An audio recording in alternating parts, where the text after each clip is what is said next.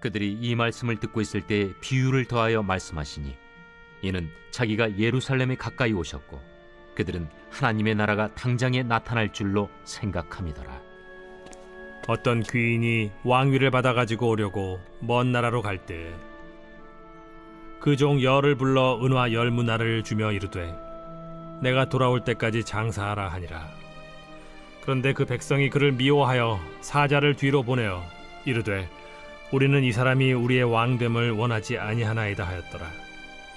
귀인이 왕위를 받아가지고 돌아와서 은화를 준 종들이 각각 어떻게 장사하였는지를 알고자 하여 그들을 부르니 그 첫째가 나와 이르되 주인이여 당신의 한 문화로 10문화를 남겼나이다.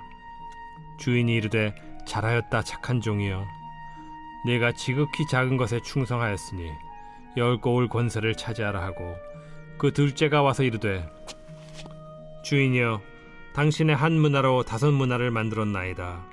주인이 그에게도 이르되 너도 5고을을 차지하라 하고 또 한 사람이 와서 이르되 주인이여 보소서 당신의 한 문화가 여기 있나이다.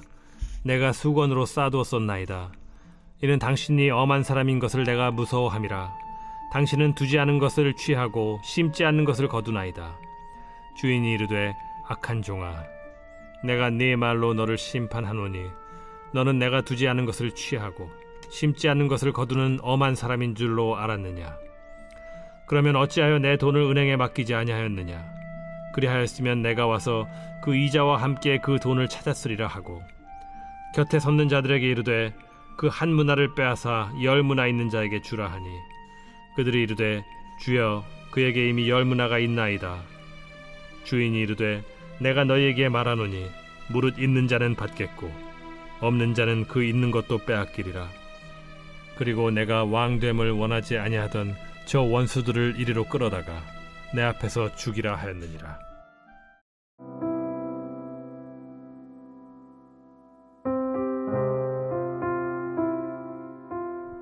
날씨가 갑자기 20도를 웃돌고 미세먼지는 한 주간 매우 나쁨 상태이고 역대 최대 규모의 이렇게 동시다발적인 산불 사건이 일어나고 서울 도심에서는 싱크홀로 땅이 꺼지는 현상이 일어나고 연일 들려오는 사고, 사건, 뉴스 소식들이 참 가슴을 쓸어내리게 하는 요즘입니다. 지난 주일에 정말 지금 예수님이 다시 오신다 해도 조금도 이상할 것이 없는 세상이다 하셨던 설교 말씀이 계속해서 묵상되어졌던 한 주간이었는데요. 예수님의 재림 이제 곧 시작될까요? 3월 안에 오실까요? 그건 정말 누구도 아무도 알 수가 없죠. 예수님은 언제 오실지 때에 관해서 초집중을 하고 있는 모든 이들에게 우리들에게 때는 너희 알 바가 아니야 라고 계속 말씀하시는데도요. 우리들의 관심은 자꾸만 그 날에 온통 관심이 쏠립니다. 그렇다면 이런 시국에 무엇에 우리는 관심을 가져야 할까요? 우리는 무엇에 우리의 온 마음을 기울이고 있어야 할까요? 이런 시국에요. 바로 오늘 큐티에서 그 대답을 해주고 있습니다. 오늘 본문의 시작이 11절에서 이렇게 시작을 하죠. 그들이 이 말씀을 듣고 있을 때에 그들은 누구고 이 말씀은 어떤 말씀을 말하는 것일까? 어제 삭개오 본문과 연결이 되고 있는 겁니다. 삭개오가 예수님을 집에 모신 이 기쁨이 말할 수가 없이 기뻐서 자신의 소유를 다 나누겠다라고 말하자 예수님이 이런 말씀을 하셨어요. 오늘 구원이 이 집에 이르렀다. 이 집에 구원이 왔다라는 표현이에요. 그런데 이 이야기를 의인화된 표현처럼 마치 구원이 멀리에서부터 걸어서 가까이 다가와 이 집에까지 이르렀다라는 뉘앙스로 한편에서 가만히 듣고 있던 무리들이 있었던 거예요. 그들이 누구일까요? 이 세리들은 사람 취급도 하지 않는 바리새인들이었고요. 또 예수님을 따르던 제자들이었고요. 많은 무리들이었습니다. 그런데 그들 모두가 지금 하신 이 예수님의 이 말을 듣고요. 그런 생각을 한 거예요. 오늘 본문 11절의 끝부분을 보시면 그들이 이 말씀을 듣고 있을 때 그들은 하나님의 나라가 당장에 나타날 줄로 생각함이더라. 구원이 이 집에 왔다 라는 말을 듣고 하나님 나라가 당장 시작된다고? 라고 알아들었다는 거예요. 그래서 예수님이 그 마음들을 아시고 집중해야 할 것은 전혀 무심하고 집중하지 말아야 할 것에만 노상 생각을 다 쏟고 있는 모두를 향해서 이 비유를 시작하셨다라는 겁니다. 12절이죠. 이르시되 어떤 귀인이 왕위를 받아가지고 오려고 먼 나라로 갈 때 그 종 열을 불러 은화 10문화를 주며 이르되 내가 돌아올 때까지 장사하라 하니라. 자, 이 비유에는요 등장인물이 크게 세 종류가 나옵니다. 먼저 12절에 지금 이 왕위를 받아가지고 돌아오게 될 귀인 한 사람이 등장하죠. 그리고 14절에 이런 사람들이 나옵니다. 그런데 그 귀인이 마음에 들지 않고 그 귀인이 자기들의 왕이 되는 것도 원하지 않는 백성들이 등장해요. 그리고 13절부터 10개의 은화를 받은 10명의 종들이 등장합니다. 아마 각각 하나씩 받아갔겠죠. 그런데 15절에 이 귀인이 왕위를 받아가지고 돌아옵니다. 그리고 10명의 종들을 불러서 어떻게 장사했는지를 확인하죠. 그런데 어떤 종은 1개의 은화로 10개를 만들었고요. 또 한 종은 1개로 5개를 만들었어요. 그런데 어떤 종은 수건으로 둘둘 말아서 고이고이 싸두었던 이 문화를 조심히 꺼내들고 말하는 거예요. 이걸 사용하다가 잊어버리기라도 하면 당신한테 야단 맞을 것이 무서워서 내가 싸두었습니다. 라고 말이죠. 그러자 예수님이 어떻게 말씀하시나요? 1개의 은화로 10개를 만든 자, 5개를 만든 자는 상급을 받습니다. 그런데요, 하여간에 어떤 이유에서건 이것을 고이고이 아껴두고 아무 일도 하지 않았던 이 종은 그 받은 것을 다 빼앗겨 버립니다. 그리고 27절에 이 귀인이 왕이 되는 것을 원하지 않았던 백성들은요, 죽음이라는 심판을 모두 당하게 됩니다. 지금 이 비유를요, 하나님의 나라가 당장 일어날 것을 그때에 집중하고 있었던 모두에게 하신 말씀인 거예요.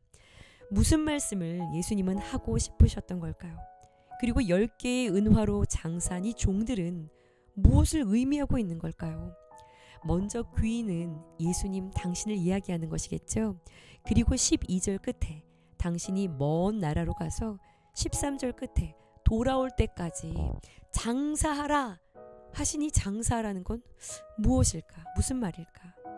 하나님의 나라가 3월에 오든지 2025년에 오든지 장사하라는 거예요. 장사하라. 여러분, 오늘 이 큐티 말씀을 듣고 계시는 분들은 적어도 너나들이 성도님들 모두는 예수님의 종의 자리에 계신 줄 믿습니다. 그럼 우리의 위치는요, 이 비유 속에서 우리들의 위치는 장사해야 하는 사람들의 위치인 겁니다. 그리고 예수님이 우리 각 사람에게 은화 1개씩을 주셨다라는 것을 인정하셔야 됩니다. 그런데요, 여기까지는 우리 모두가 다 똑같은데요. 자, 이제 여기서부터는 다 다르다는 것이죠. 이 은화 하나를 받아든 이 종들의 태도와 자세가 다 달랐어요. 그들에게 지식이 있고 뭘 얼마나 많이 배웠고 학력이 어떻고 전공이 뭐고 그가 사는 동네가 바닷가고 산등성이고 도심이고 이런 것들은 묻고 따지지도 않으십니다. 내가 할 수 있었고요, 할 수 없었고요, 이걸 따지지 않으세요. 다 똑같이 보십니다. 하나씩을 주셨거든요. 도대체 이 은화 하나는 무엇을 말하는 걸까? 이 은화 하나가 무엇일까? 우리 모두에게 동일하게 주신, 그리고 장사하라는 건 뭘까? 믿음인가, 믿음? 그런데요, 믿음의 분량은 우리들이 다 다르잖아요. 그럼 문자 그대로 재산인가? 재산? 그런데 모든 성도가 또 다 똑같은 재산을 받은 것도 아니거든요. 그럼 도대체 뭘까? 이걸 알아야 내가 지금 어떤 종처럼 하고 있나가 나오게 되거든요. 이게 중요하거든요. 자, 그럼 이 비유가 지금 누구에게 하고 계시고 어디서 하고 계시는지를 생각해 보면 답이 나옵니다. 지금 방금 어떤 사건이 있었죠? 네, 모두가 죄인 취급을 하던 삭개오 주인 한 사람을 내가 찾으러 왔다라고 말씀하시며 이 한 사람을 찾기 위해 여전히 다니시는 예수님이 지금이 땐가 하고 가만히 앉아 있었던, 혹은 관심도 없었던 무리와 제자들과 바리새인들을 향해서 하고 계시는 말씀인 거예요. 그러면 내가 돌아올 때까지 장사하라 하며 똑같이 나눠주신 이 은화 한 개가 무엇을 말하는 걸까요? 그렇습니다. 바로 복음을 말하는 거예요. 그러면 장사하라 하는 거는요, 이 은화, 복음을 전하고 이 복음을, 하나님의 나라를 확장하는 삶을 살아내라, 실천하라는 이야기입니다. 그래서 10개를 남긴 자, 5개를 남긴 자, 하나 그대로 둔 자의 상벌이 공평한 이유가 은화 자체의 능력이 있기 때문인 거예요. 종이 할 일은요, 그저 순종하는 거예요. 왜냐하면 순종할 때 복음은 그 능력이 복음 자체에서 나타나는 것이기 때문이지요. 한 개 그대로 놔두는 자는 받은 복음을 방치해둔 자입니다. 삶으로 복음과는 상관없이 살아가는 자인 거예요. 5개든 10개든 남긴 종은요, 받은 복음에 순종해서 이 복음을 전하고 살아내고 실행한 자들인 것이죠. 오늘 묵상 질문입니다. 받은 은화 한 개를 어떻게 사용하고 계신가요? 기도하시겠습니다. 죄인 삭개오 하나를 향해 아무도 마음 주지 않았던 종교인들과 제자들과 무리들의 마음을 향해 호소하시며 같은 마음 품기를 애타는 마음으로, 그러나 여전히 그들 또한 그들의 걸음을 기다리시며 비유로 하신 이 말씀을 묵상하며 주님의 마음을 깨달아 갑니다.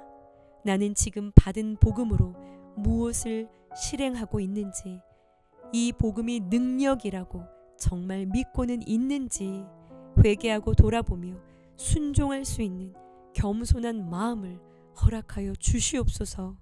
죄인 한 사람을 찾아다니시는 주님과 같은 마음을 품은 주님의 몸된 지체로 오늘 내가 무엇을 해야 하는지를 기도하며 발견하게 하여 주옵소서.